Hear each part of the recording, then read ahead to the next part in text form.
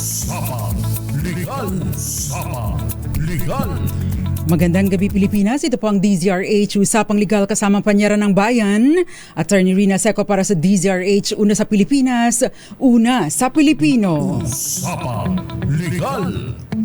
Ngayon po ay araw ng, ano bang araw ngayon? Thursday, June 5, 2025. Kumusta po kayo ngayong kanina medyo mainit, mayroong kaunting pag-ulan sa ibang areas. Pero kumusta po kayo? Uso po ngayon ang sakit kaya mag-iingat pa rin po tayo.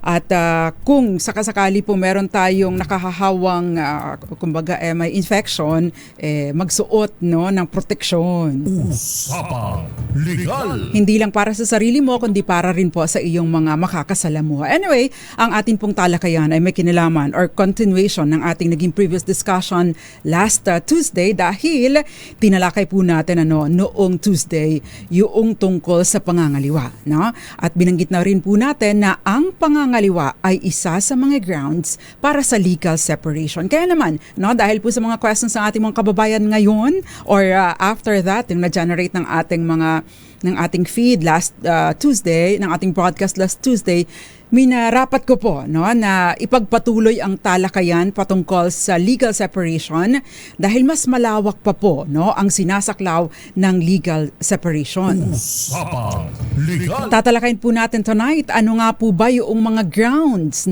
maliban doon sa marital infidelity or repeated na pangangaliwa ng isa sa mag-asawa ay ano pa ba yung mga grounds for legal separation? At syempre pa, ano nga ba yung mga epekto kapag nagkaroon ng decree of legal separation? Ibig pong sabihin kapag pinag-usapan natin ng legal separation, meron pong or pasok doon sa ilang mga grounds na isinasaad po ng ating family code para sa legal separation. Pero nangangahulugan po na kayo ay pinaghiwalay lamang from bed and board at nananatili po ang inyong kasal. So ibig pong sabihin, kayo ng misis mo o ng mister mo ay nananatiling mag-asawa pa rin. Pero pwede na po kayong hindi tumira sa iisang bahay. Usapang Legal. Maliban pa po dyan, yun pong guilty spouse. Sino ba yung guilty spouse?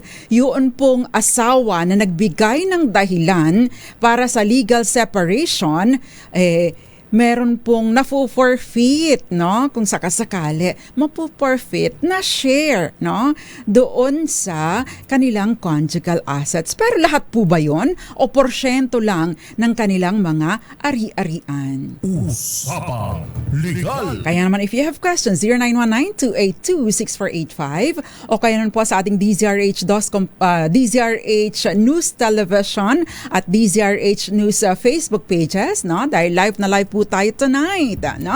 Padala po ang inyong mga messages dyan. Magandang umaga, magandang tanghali, magandang gabi sa inyong lahat. Lalong-lalo na po yung mga nakatutok sa atin dyan sa ENR. Mga kamiting ko earlier, kaninang umaga. At mga nakatutok din po sa atin dyan sa DPWH, dyan sa lalawigan ng Batangas. Lalo na po kay Engineer Jehela Rojas, at sa kanyang team, kay Sir Leo, at saka kay Engineer Alia at yung iba pa niyang mga kasamahan. Magandang gabi din po sa lahat ng mga taga-Plan International. At syempre pa, yung mga nanunood, nakikinig sa atin dyan sa Cavite, lalong-lalo na dahil may utang ako sa kanya, hindi ko siya nabati last Tuesday. Ginoong ang Gabi Concepcion. Ang Gabi Concepcion ni Miss Marivic Ferrer, si Ginoong Celso Ferrer. Magandang gabi po sa inyong lahat. Usapang Legal. Ayan, magandang gabi po muna sa ating mga nakatutok tonight. Tita Ami Miraflor Garcia, Eduardo Narvaez, si Flor de Lisa Merandilla dyan sa Luzon City sa Quezon. Kumusta po kayong mga taga Quezon? Traffic pa ba dyan? Hindi ako nakaka-uwi lately sa Marinduque. Magandang gabi sa iyo, Renz Tangonan, si Roxanne Costo, Tita Ami, Dennis Saeseco. Kumusta ang inyong ngayong happy kagabi. Lilia Seco Henry Dolohan sa Butolan, Bulul. Butolan, Sambales, Jerome Lorenzo, Iday Edera, Grace Sansano, Lilia Seco, Jerry Sumagaysay, Rodel Anasio, at gayon din sa iyo, Dante Reyes. Buenas noches din sa iyo, Florence Regalo ng Pila, Laguna, Kenneth Arevalo, Mami Belen Rivera, at syempre pa si Josephine Garimbao, Nol Rodriguez, si Irene Almodovar dyan sa Grand Valley, Angon, Rizal, Ma'am Grace Recta na Imbag Arabii, and of course, hindi nawawala, Gael Enriquez. Usapang Legal.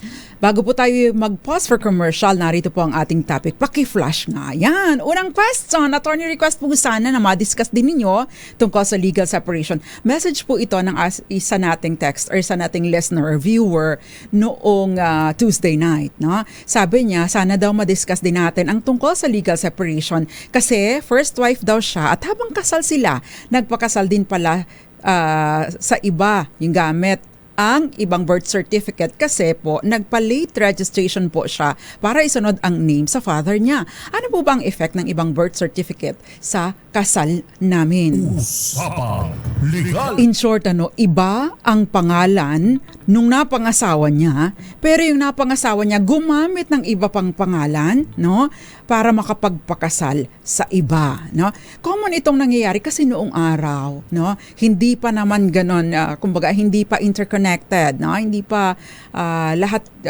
kumbaga marami pang nai-skip, no, ng mga detalye. Unlike today, mas mahirap na kapag gumuha po tayo ng SINOMAR or Certificate of No Marriage, lalabas talaga doon kung ito ay kasal na o hindi pa. Plus, noon, dahil hindi naman po digitally stored ang ating mga dokumento, madali pong nakakalusot, no? Madaling nakakalusot at nakakapag-double registration. Yun ang ginagawa ng iba. Pag mali ang pangalan o may mali sa apelido, kasi noong araw, no, bago po yung Administrative Correction of Entry, sinasabi, walang maaaring palitan, no, sa ating detalye sa ating birth certificate hanggat walang pag-uutos ng korte. Ibig sabihin, kailangan po muna natin na dumulog sa korte, magpetisyon, magsampa ng kaso para po tayo makapag-change or makapag-correct ng entry sa ating birth certificate. Usapang Legal.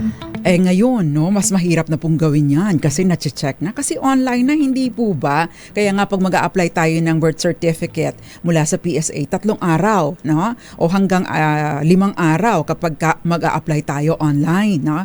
Doon sa PSA Help, no? But ngayon, ay mabilis na po talaga. So, ang nangyari dito sa ating texter, nag-asawa siya at ang napangasawa niya, 2 ang birth certificate. Siguro yung una, sunod sa nanay ang pangalan, tapos gusto na lang isunod sa tatay ang apelido, nag-change ng name, ginamit ang pangalan ni tatay, nagpa-late registration at, no, yung 2 birth certificate na yon ginamit para makapagpakasal sa 2 babae. Ang sistema po kasi or sinasabi po kasi ng batas, hindi ka dapat magpapa-late registration kapag ka may mali sa detalye or may mali sa iyong birth certificate. Ang gagawin mo, magkakaroon ng correction. At yung kapag ka po ganyan, kina-cancel po yung isa, yung pangalawa. Dapat ang mananaig po ay yung original o yung first ever registration. Kung halimbawa po nagpagagamitin ang pangalan ni tatay, ina-annotate lamang po ito at hindi po nag-i-issue ng totally different na birth certificate. Ina-annotate lamang po sa birth certificate yung pagbabago o yung pag-assume ng pangalan ni tatay. Usapang Legal. Yun po ang naging problema. But ang sinasabi po kasi ng batas, hindi nito naaapektuhan ang validity ng kasal. Ano lang ang maaaring mangyari, no?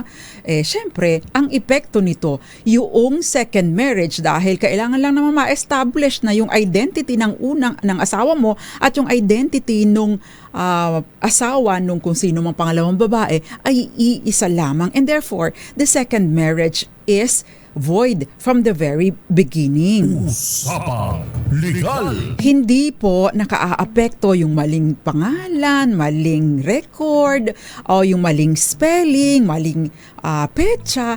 Wala pong epekto ito, no, doon sa validity ng inyong kasal. Yan. Usapang Legal. Meron pa po tayong mga susunod na questions. Magandang gabi muna sa iyo, Aunt May.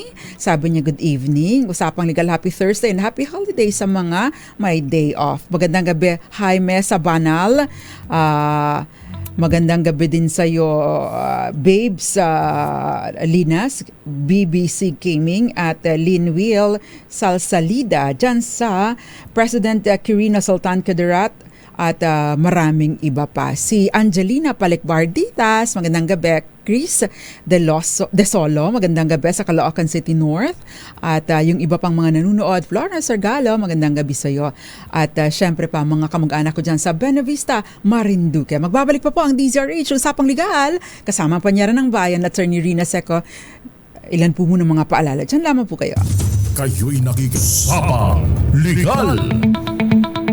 Nagbabalik po DZRH Usapang Legal kasama panyaran ng bayan. Attorney Rina Seco, tinatalakay po natin tungkol sa legal separation. Magandang gabi po muna. Binibining Ivy Gutierrez sa Tayug, Pangasinan. Magandang gabi din po sa mga taga-Calasiao, Pangasinan, lalong-lalo na kay Alfredo Barongan de Vera Ferrer Mendoza ba yun? Mierna de la Cruz, Rex Seco, Louis, magandang gabi sa iyo. Virginia S. Mande, gayon din sa iyo Miss Charo Abraham Babes Linas at syempre si Myrna de la Cruz at yung iba pang manunood sa atin sa iba't ibang panig ng mundo. Now, ipagpatuloy po natin ang ating talakayan, no? Dahil kanina binanggit na po natin na yung pangangaliwa, no? Pambababae, panlalalaki, marital infidelity, repeated marital infidelity ay ground po yan for legal separation. Ano pa nga ba yung ibang mga grounds, no? Para po sa mga inaabuso physically, yung mga binubugbog, no? Ang tawag doon, bugbog sarado, black and blue na lagi, no? Yun pong yun ay ground din para sa legal separation. Ground din po sa legal separation ang yung pipilitin ka mag-change ng religion, no? Pipilitin, hiwalay na tayo kung hindi ka lilipat sa relihiyon ko. O kaya naman, ikaw pala kakamping, ikaw pala green, ikaw pala red, no? Dapat lumipat ka sa ganitong political party or paniniwala. So, yun po kasama po yun, yung pamimili. Tayo pa naman marami sa atin na masyadong kumbaga ay passionate, no, sa ating mga political beliefs. Usapang Legal. O kaya naman yung attempt na i-corrupt, no, or to engage in prostitution. Yung pipilitin ka na pagkakitaan, no, yung ikalakal ang iyong katawan. Na by the way, pwede din pong mapasok dito yung online sex trafficking. Kasama din po yan. Maliban pa doon sa kriminal na pananagutan. Kasama din po, halimbawa, ang inyong partner, ang inyong asawa ay na-convict ng final judgment ng nasintensyahan ng may kulong na lagpas 6 na taon at kahit pa siya ay ma-pardon, no? Ayun po ay ground for legal separation. Kasama din po dyan yung drug addiction, no? At habitual alcoholism, no? So yun, kasama po yun. Lesbianism at homosexuality, no? Contracting subsequent bigamous marriage. Take note po, no? Kapag ka ang isang tao ay nag-asawa ng pangalawa pa habang kasal kayo, ikaw, unang asawa, hindi ka makakapag-file ng declaration of nullity of marriage. Dito ka papasok sa legal separation. Pero kung ikaw ang pangalawang asawa at nagoyo ka sa pagpapakasal dahil sinabi sa'yo, single ako and ready to mingle, no? Sabi mo, sige, pakakasalan kita. Yun pala, nagoyo ka, niloko ka. Hindi pala siya talaga single, double pala talaga siya. So, ibig pong sabihin, ikaw, pangalawang asawa, ikaw ang may karapatan na makapag-file ng action for declaration of nullity of marriage on the ground of yung inyong kasal ay bigamous and therefore void from the very beginning. Walang bisa. Usapang Legal. O kaya naman yung sexual infidelity and or perversion. Ayan. Ano ba yung sexual perversion? Syempre binanggit na natin, no, in the past previous discussions, kapag sexual perversion depende po sa kayang i-tolerate or sa kayang gawin or willingness ng inyong partner. Kung kayo ay mas mahilig mag-explore, mas adventurous, pero yung partner ninyo hindi at hindi niya kayang gawin ang mga bagay na hindi naman normal o hindi regular. I don't know what normal is, no? Depende po kasi, no?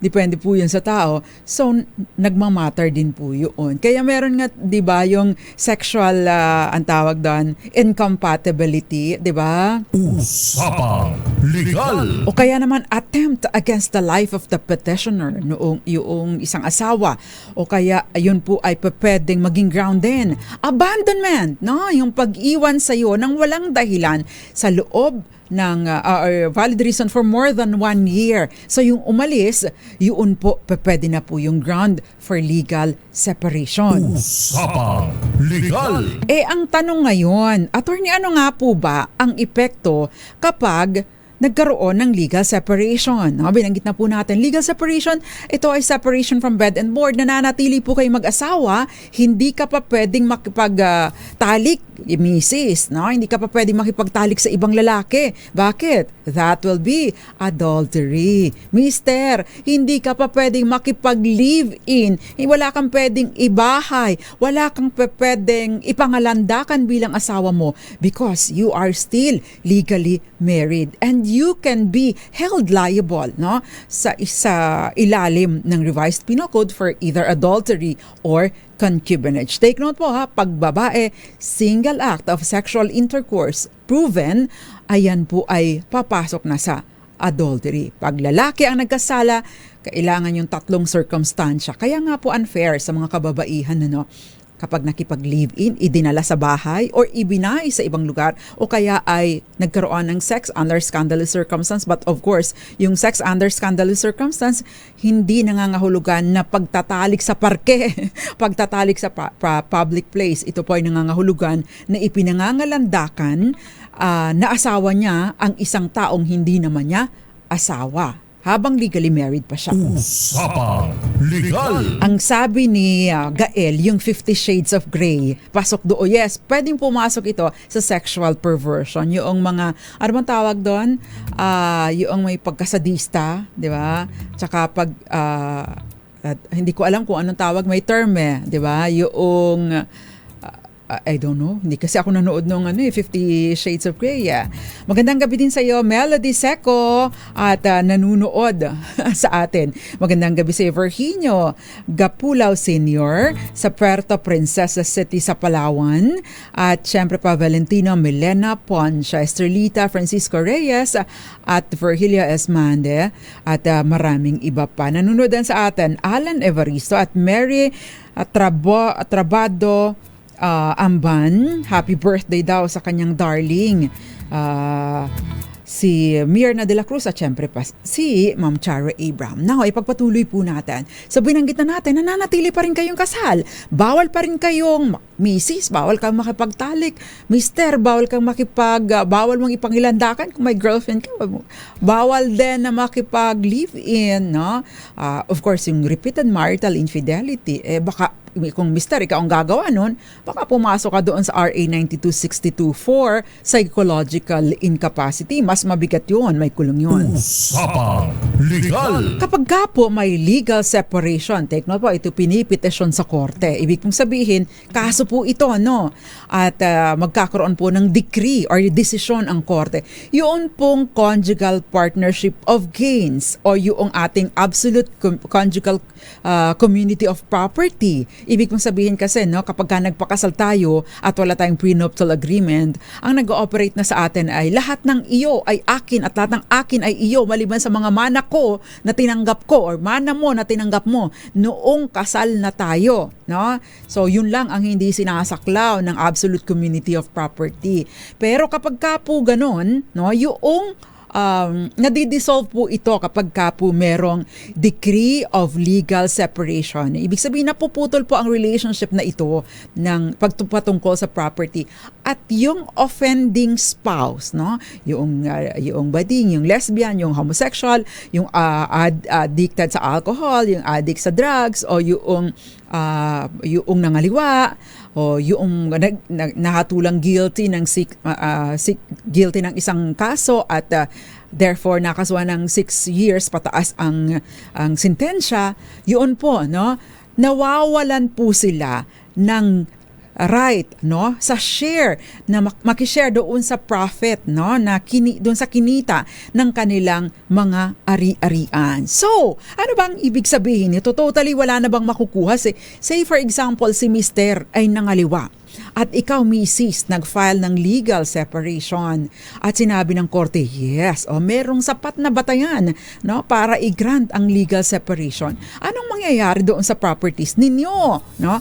Yung mana mo during the marriage, walang epekto yon, no? Pero itong properties na na-acquire ninyo, no,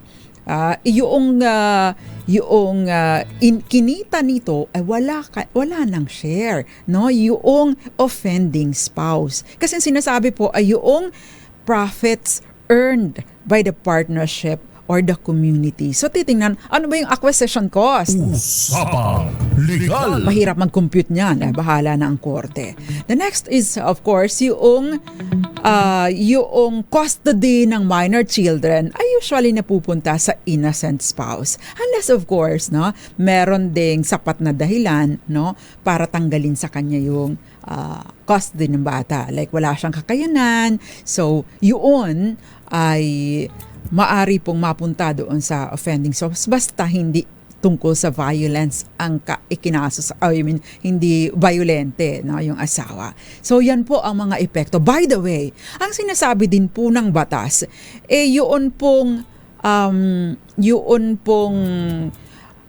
yun pong offending spouse o yung nagkasalang asawa ay disqualified na mag-inherit o magmana mula doon sa innocent spouse by intestate succession. Anong ibig sabihin nito? Pwedeng magmana yung yung asawa na nagkasala only if yung namatay ay may iniwang will, no? May iniwang, common term natin is last will and testament. Ayan. Usapang Legal. So yun po, no? At meron pang iba as we go along sa ating discussion, pagpapatuloy po natin. Next topic, next question please. Okay. Yung partner ko po ay foreigner, may ibang girl po siya abroad. May mga screenshot po ako, hindi lang isang beses niya ginawa sa akin. Tapos may video po sila, lasing na lasing, minumura-mura niya po ako. Lagi po siyang lasing gabi-gabi hanggang umaga, nagwawala po siya. Pwede ko po ba yun na wag na paalisin sa Pilipinas para hindi na siya makapambabae? Kasal po kami sa Philippines, civil. Yan. Usapang Legal. Yun pong unang-una, no, meron po tayong constitutional provision, yung kasama ito sa Bill of Rights, right to travel and freedom of abode, no? Karapatan na mamili kung saan ka titira at kung saan ka pupunta. Ang restriction lamang dito ay kung halimbawa hindi safe sa pupuntahan mo o kaya ay kaya ikaw ay may warrant of arrest, no, at kukulungin ka. So may ganon. Pero generally hindi po. By the way, no, gusto ko pong linawin na kahit na yung pilitin na kahit yung kagustuhan mo na dahil mag-asawa na kayo na dapat magsasama kayo sa isang bubong, hindi maaaring pilitin ang asawa mo na tumira sa bahay mo. You cannot enforce that via legal action.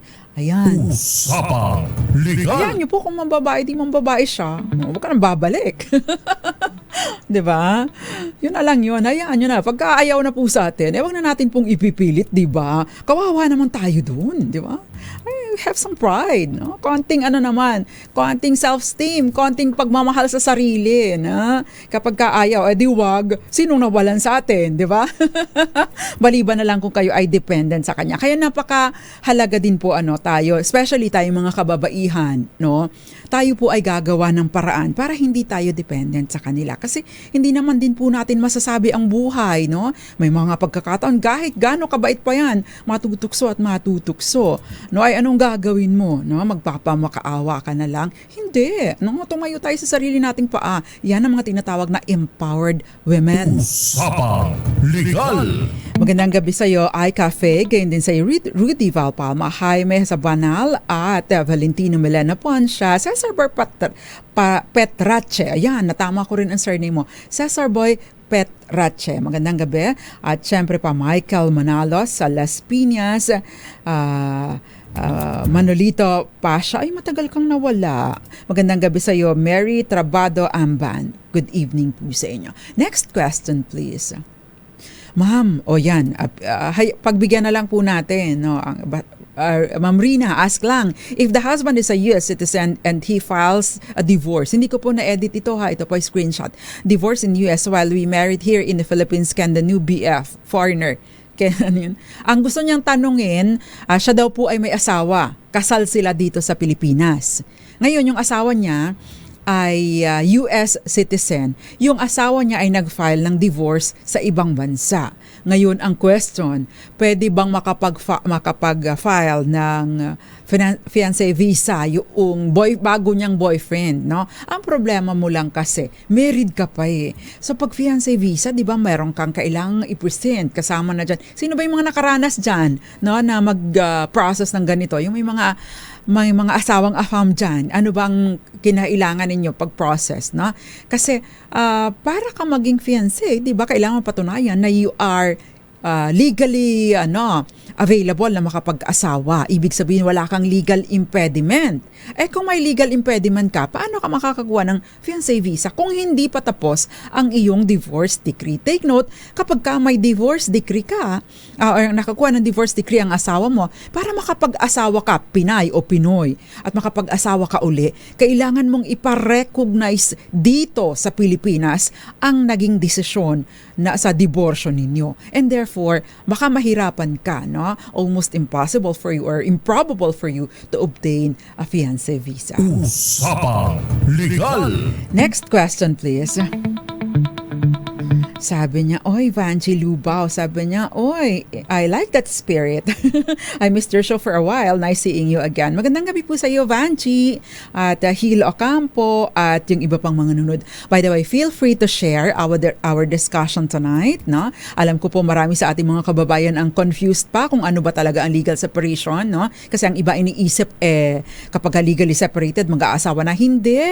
Mayroon pa rin po kayong asawa. Yun nga lang, payag na nahiwalay na kayo. Ground po ba sa legal separation ang mali ang gender sa birth certificate ng pinakasalan mo at nagawa mapapirma, patay na magulang sa kasal kahit patay naman na talaga? Ano ba yun? Para medyo may kaguluhan, ano. Pero ang pagkakaintindi ko, pineke or merong silang mga maling deklarasyon doon sa kanilang siguro pagpaprocess ng kanilang kasal, no? Kapag ka po ganito, ito po ay perjury dahil mga sworn statements po ito eh. Maliban pa doon, no? Yung pagpeke ng pirma, yun po mga legal document po ito. So perjury po itong matatawag. Magkakaroon po ng legal liability. So yung pamimeke sa birth certificate, parang mangyayari dyan ay magdusa ka, no? Ang mangyayari po dyan, magkakaroon kayo pwede po kayong magkaroon ng criminal liability. It doesn't affect, no, yung validity ng inyong kasal. And even, kasi binanggit na po natin yung mga grounds, di ba, for legal separation, hindi po kasama doon yung maling impormasyon doon sa inyong mga detalye sa inyong birth or marriage certificate. Usapang Legal. Si Tristan Wyatt Gulay, magandang gabi. At na-miss din kita, Miss Cherry Terayo. Magandang gabi po sa inyo. At yung iba pang question, please. Next question please. Ayan, attorney, tanong ko lang, may karapatan pa rin po ba ako sa sahod o maghingi ng sustento sa partner ko kahit wala kami anak? Thanks. Ayan. Kung kayo po ay walang anak, pero kayo po ay legally married, may karapatan po kayo sa sahod ng inyong asawa at may karapatan din po kayo sa sustento. Take note, kung kayo po ay walang prenuptial agreement, ang ang sweldo mo o ang sweldo ng asawa mo, kayong dalawa ang nagmamay-ari. So therefore, yes, pwede ka pa rin manghingi ng sustento. Usapang Legal. Merong question dito, attorney, paano po pag yung asawa ay nangaliwa tapos siya po ang primary beneficiary ko sa insurance? Ayan, yung beneficiary sa insurance. Depende po sa inyong policy. Pero kung ito po ay SSS, GSIS, Pag-ibig, PhilHealth, nananatili po ang inyong asawa ang inyong benepisyaryo. Ang sinasabi po sa SSS law, pwede po bang amyendahan nyo na po ito? No? Kasi ang requirement para mapapalitan mo ang iyong primary beneficiary sa inyong SSS at GSIS, no? Sa mga government insurance, no? Kailangan annulled o declared void ang inyong kasal. Unfair, di ba? So napakahalaga po talaga na mag-iisip-isip muna tayo, no? Kaya lang automatic po kasi hindi naman tayo lahat siniswerte, di po ba? May mga ibang pang may asawa, may ibang siniswerte sa pag-aasawa, merong ibang swerte lang sa career, merong ibang swerte sa ibang bagay pero hindi sa pag-aasawa, no? Hindi kasi makukuha ang lahat di ba? Sabi nga nila, you can't have it all. Yung iba, maganda ang career, palpak ang napangasawa. Yung iba, maganda ang marital life pero hindi kagandahan ng career. So, ganun talaga, no? Pero mga mambabatas, pwede po bang amyendahan po ninyo itong requirement na ito? Kasi napakarami po, no? Mga pinapendeho ng kanilang asawa. And yet, wala naman silang sapat na pondo, no, para makapag-file ng annulment dahil ayaw nyo namang aprubahan ang diborsyo. Kaya ayan. So ang nakikinabang, ang nangmumunini, yung salbahing asawa. Dahil syempre, yung asawang nagpakahirap, namatay na sa stress. Tapos ang benepisyaryo, yung namendeho na asawa, di ba, ang saklap? Usapang Legal. Bato-bato sa langit. Willie San Juan Madurog, valid po ba ang kasal kung patay na sa unang ikinasal? Kung patay na ang unang ikinasal, 15 years old. Valid po yun. Basta wala pong sapat ng batayan. At saka ngayon, it's too late, no? Para ipa-declare pa ninyo na void ang inyong kasal, no? Maliban na lamang if you have properties na you think, no, the decision could be affected by the disposition of property can be affected by the declaration of kung ano yung validity ng kasal. Pero kung patay na po tapos wala namang ganung issue, yung namatay na siya tapos saka kayo nagpakasal ng pangalawa, valid po yung pangalawang kasal ninyo. Pero kung nagpakasal kayo na buhay pa yung isa, hindi po valid yung pangalawa. Usapang Legal. By the way, magko-commercial po muna tayo sa atin pong pagbabalik. Ito po yung question na itatanong niya kung halimbawa na sumama sa ibang asawa niya tapos siya naman ay may iba na din na kinakasama at kung mawawala daw ba siya, may parte pa ba ang kanyang ex sa kanyang mga naipundar. Yan po at iba pa ang ating tatalakayin sa atin pong pagbabalik. Magandang gabi po muna, Jonathan Danda, dyan sa Kabasalan, Zamboanga, Sibugay Province. Magbabalik po tayo. Ilan po muna mga paalala. Dyan lamang po kayo. Kayo'y nakikinig sa Usapang Legal kasama si Attorney Rina Seco. Usapang Legal. Nagbabalik po DZRH Usapang Legal kasama ang Panyara ng Bayan, Attorney Rina Seco. Tinatalakay natin tungkol sa legal separation. Sabi ni ito muna okay. si Charo Abraham at meron pang nagtanong itong si Cherry Terayo din yung tungkol sa kung nagkakaroon ba ng record kung yung halimbawa ang isang taong patay na pero noong buhay pa meron silang commitment na magpapakasal, no? Yung nasa kabaong na ikakasal pa. Syempre hindi na po kasi unang-unang requirement merong consent, no? At saka buhay, existing ang tao, hindi pwede yung patay na. So ano naman yun, ceremonious lang po lang po yun. Pero wala po siyang legal implication o wala po siyang legal and binding effect sa mga partido. Lalong-lalo na kinakasal ka sa isang patay na, wala na yun. Usapang Legal.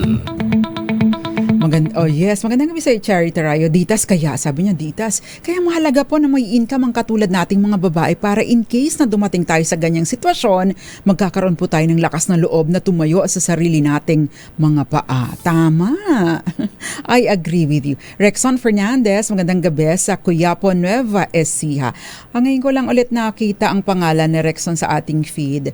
Meron pang ibang nanunood, nakikinig sa atin. Alain Revel. Yes, magandang gabi sa iyo. Si Romy Corpus, magandang gabi kasi may question siya tungkol sa title. Sasagutin ko na lang po offline or sasagutin ko na lang po via private message yung question niyo, Sir Corpus. Usapang Legal. Dakuan po natin, no, yung tungkol sa halimbawa sumama sa iba ang asawa tapos siya naman ay meron na din kinakasama. Kung mawala ba ako, may parte pa ba ako sa mga may parte pa ba siya sa mga naipundar ko? The answer is yes, no? Dahil nananatili pa kayong kasal, no? Maliban na lamang kung halimbawa po mapapatunayan ng inyong kinakasama ngayon na siya ang nag-procure o siya ang nakabili, pera niya, pondo niya, ang pinambili sa mga properties. But kung wala pong mga ganun, default po kasi na magmamana, no? Yung inyong asawa on record, no?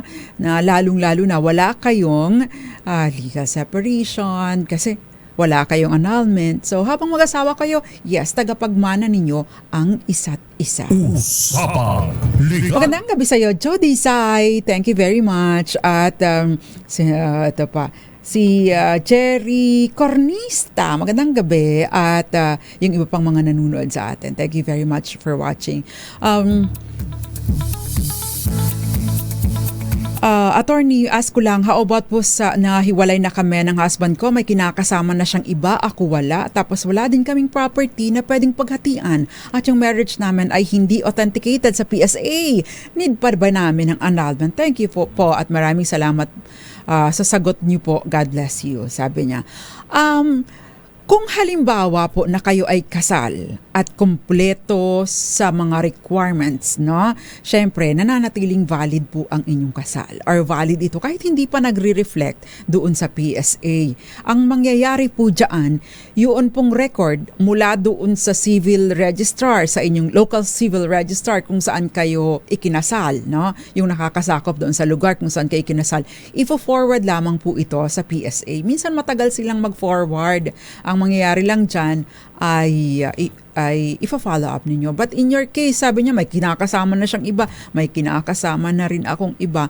Ang magiging problema dyan, kung magpapakasal kayo na hindi maayos ang record, baka magka-problema kayo later on. So better, tanong nyo, no? Mag-inquire kayo from the local civil registrar. Ano pong nangyari? May record po ba kami dito? Na-forward po ba ninyo ito? No? Yan. Usapang Legal.